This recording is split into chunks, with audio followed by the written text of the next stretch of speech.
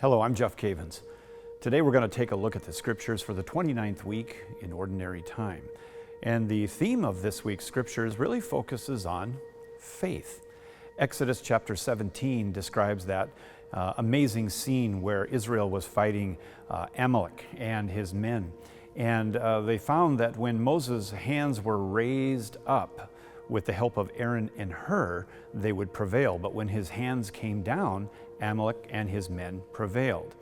Now, certainly the issue here is not just having your hands raised that's going to give you the victory in war, but it's what it represents to us, which is faith.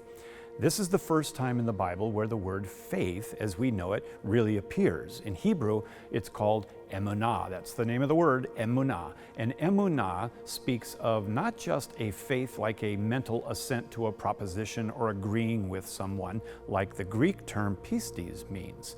But in Hebrew, it really has to do with faithfulness, long continuance, steadfastness. So when we speak about a person who is filled with faith, we're talking about a faithful person. And in the reading in Exodus chapter 17, it mentions that Aaron and Hur held up Moses' arms and they were steady.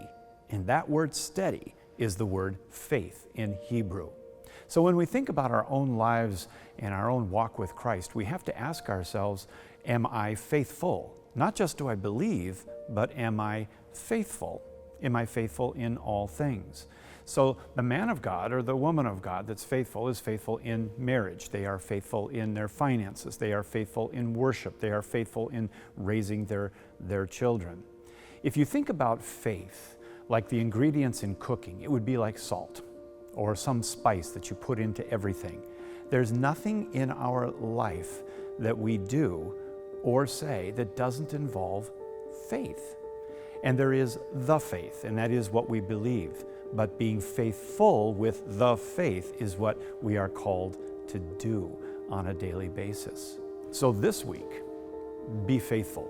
Be faithful at work. Be faithful at home. Be faithful in your marriage. Be faithful with the children, your finances, your spare time. Be faithful. If you're in a battle right now in your life and you are trying to overcome, don't lean on the wisdom of this world, but lean on the wisdom of God and be faithful. That's how you win the battle. That's how you'll win the battle that you're in right now. Ask God what is required of me in this situation.